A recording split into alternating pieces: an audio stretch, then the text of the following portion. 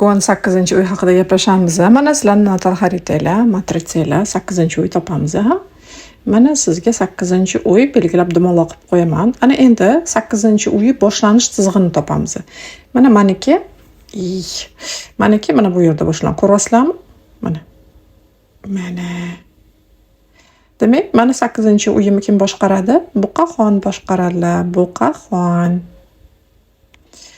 Mana Mametda ham aytib qo'yilgan 8-uyda boshlanyapti deb. Mana uyimni 8-uyimni mana Buqaxon boshqaradi.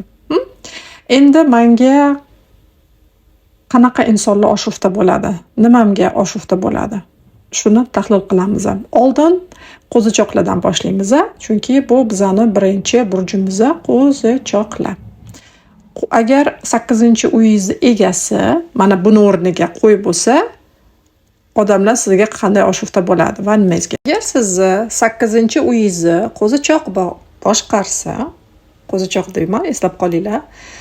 Qo'y boshqarsa, erkak kishilar sizchi, siz ularga qanaqadir moyilligingiz bor, siz ularga ov hislatini yaratib berasiz. Erkak kishilar orqangizdan yuguradi. Shu mana shu qizni egallavasam, shu meniki bo'lsa, mana shuni qanaqadir qiyinchiliklar bilan g'alaba qozonsam, qanaqadir shu qiz energiyasi bor, qanaqadir shu qiz ehtirosli, mana shu meniki bo'lsa, qing'ir sinovlarni yaratib berasizlar. Shunga sizlarning moyilliklar bor. Shunda erkak sizni umuman unuta olmaydi. Конечно, shuncha yugurtirib oxiri erishsa, endi u yutadi. Chunki siz unga urush maydonini yaratib berasiz. Sen men uchun kurashishing kerak degan vaziyat paydo qildiradi agar qaysi bir qizimizda 8-uyi qo'y egallasa. Agar sizni 8-uyingiz manikiga o'xshab buqachada bo'lsa, erkaklar nimaga oshufta bo'ladi? Buqa bu ushiydigan narsalar degani. Sizni ushashga harakat qiladi. Sochlaringizni, badaningizni, jismoniy go'zallik bor chunki sizlarda. Tabiiy joziba bor va erkak kishi siz oldingizda bo'lganda qanaqadir o'zini tinch, osoyishta his qiladi. Xavfsiz, keyin sizni hidingiz bo'ladi, ovozingiz shirin bo'ladi, harakatlaringiz vah bo'ladi. Xullas, agar siz yo'qotadigan bo'lsa, hasrat bo'lib yuradi. Odatda 8-uy egasi chayon bilan buqa bo'lsa, sobiqlar unuta olmaydigan ayollar. Agar sizni menga o'xshab 8-uyingiz buqada bo'lsa, tabriklayman. Sobiqlar sizni unuta olmaydi. Agar sizni 8-uyingiz bratishkalar egallasa, qaranglar, sizlarda menga o'xshab 3 ta egallashi mumkin. Menda ham boshlanishi buqa, keyin bratishkalar, keyin qisqichbaqa. Agar shular ham ta'sir qiladi oshuftalikka. Xullas, agar siz 8-uyda bratishkalar bo'lsa, egizaklar bo'lsa, siz erkaklarga sirliligingiz bilan tortasiz. Siz qanaqadir jumboq qilasiz. Sizni so'zlaringiz o'ralgan bo'ladi. Hech tushunmaydi gaplaringizga deb ikki yuz-ku egizak. Shu ikkita yuz bo'lganiga g'alati bo'ladi. Flirt bilan hazil qilasizda, o'sha flirt ham jumboq bo'ladi deb o'ylaveradi, nima dedi xotin deb, nima dedi, o'ylaveradi deb bog'lanib sevib qoladi. Chunki sizni hech qachon tushuna olmaydi. Mana shu sirli, tushuna olmaydigan bo'lganingizga va muloqot zo'r bo'lganiga, chunki egizaklar zo'r muloqot qiladi, erkaklar oshufta bo'ladi sizga. Agar sizni 8-uyingiz qisqichbaqada bo'lsa, qisqichbaqa boshlansa ham chizig'ida qizlar mashita bo'lishi kerak qisqichbaqa, menda buqacha.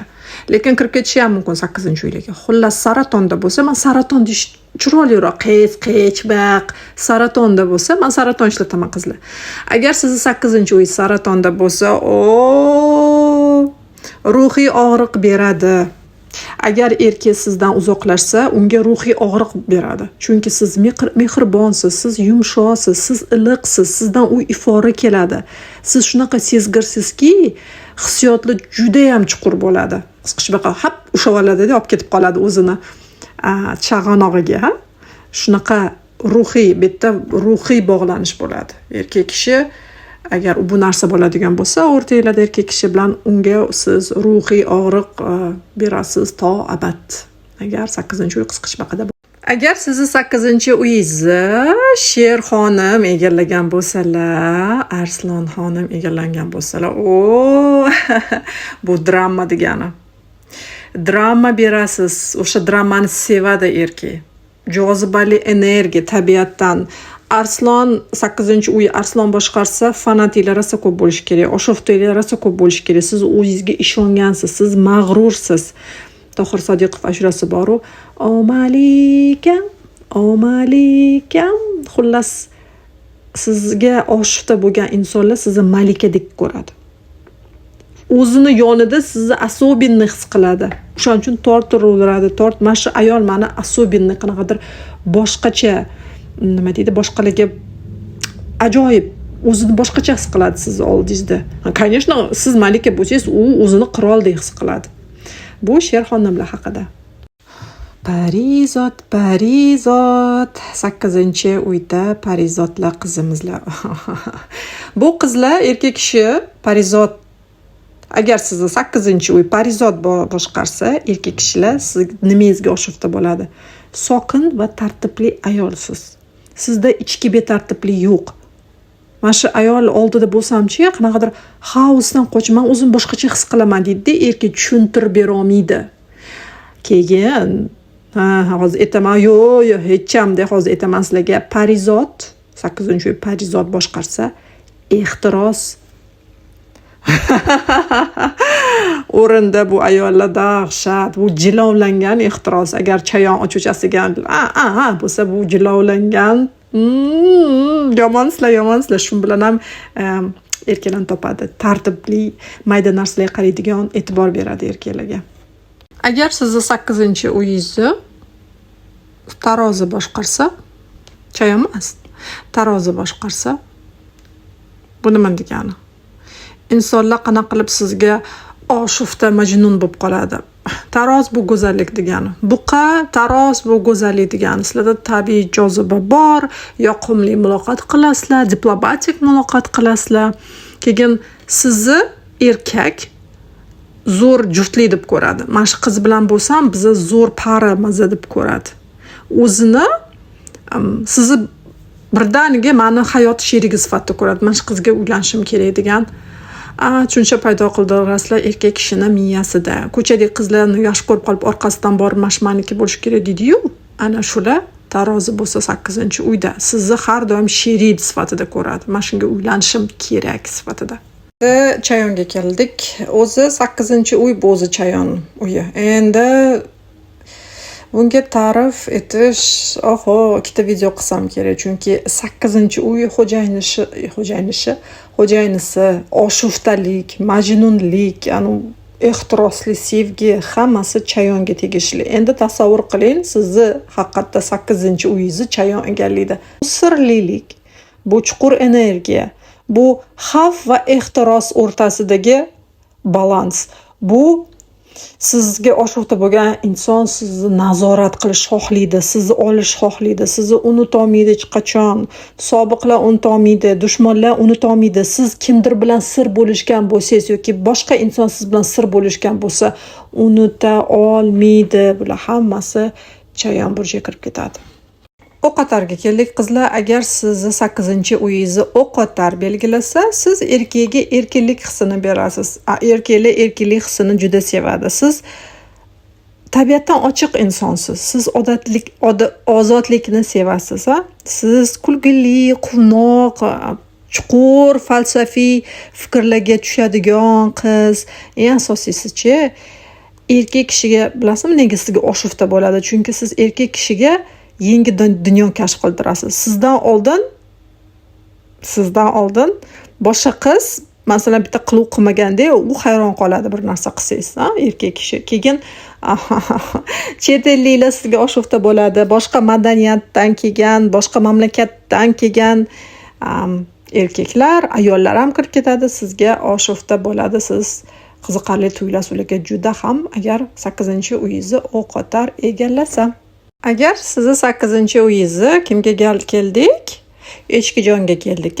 Echki nazorat qilsa yoki boshqarsa 8-uyingizni sizga kim oshufta bo'ladi?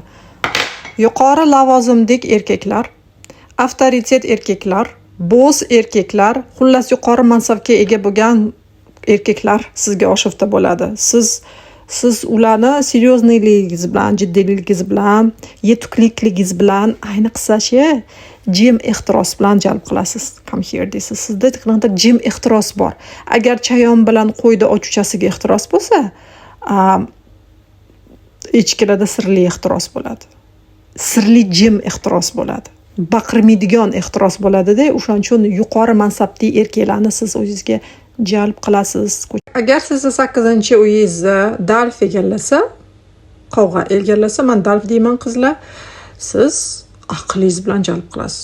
Aqlli inson, aqlli qiz sizga kim oshufta bo'ladi? Do'stlar, atrofingizdagi oshufta bo'ladi. Keyin agar obunachilaringiz bo'lsa, followerlaringiz juda ham oshufta bo'ladi, chunki siz ularga kutilmagan tajriba berasiz. Kutilmagan noodatiy tajriba berasiz. Sizda ruhiy va intellektual aql bor. Masalan, qisqichbaqani hissiy dedik-ku, bu yerda ruhiy, prям ruhiga kirasiz insonni. Mana shu g'alati qiz deyshadi-yu, mana shu g'alati qiz emas, bu antiqa qiz bo'ladi. Antiqa sinfda degi qiz bor-ku, g'alati antiqa qiz. Hamma shunga tortilaveradigan ozgina sovuqqon, ana shu dalf. Biz oxirgiga keldik. 8-uyingizni baliqlar boshqaradigan bo'lsa, baliqlar burjida bo'ladigan bo'lsa, u sizga soulmate sifatida qaraydi. Soulmate inglizchasiga ya'ni hayotiy yo'ldosh, karma qizi sifatida qaraydi. U sizlarni sevadigan insonlar, odatda oshufta bo'ladiganlar, sobiqlar hech qachon unutolmaydi qizlar. Sizlar haqida har doim fantaziya qiladi. Ya'ni Instagramda o'tirib like bosib, lekin sizga gapira olmaydiganlar o'tiradi, o'shalar ham kirib ketadi, sizni sevadi, oshuftalar. Siz sokin, sirli, mehribon, xullas ideal muhabbat sifatida sizni ko'radi. Mana shu qiz ideal. Mana shu bilan ideal bo'lishim kerak, shunaqa sifatda ko'radi sizga bo'lgan oshufta insonlar baliqlarga. Xullas, yana bitta narsani tushuntirib ketmoqchi edim, qizlar, agar sizlarda qaranglar, mana 8-uy. 8-uy. 8-uylarni ana chizig'i boshlanyapti, to'g'rimi? Qayerda boshlanyapti? Buqaga kirib ketyapti. Buqa bu asosiy boshqaradigan burch 8-uyi. Buqa. Lekin yana boshqa burch kirib ketsa, masalan, menda egzeli kiryapti. Bu ham vazir o'rnida keladi. Bunga tegishli sifatlar ham ishlatiladi, bunga tegishli sifatlar ham ishlatiladi. Lekin asos sifatida har doim birinchi burchga qaraymiz. Demak, erkak kishilar menga oshufta buqa sifatlari bilan va egizaklar sifati bilan men bilan oshufta bo'lib qoladi. В общем, shunaqa qaraysizlar.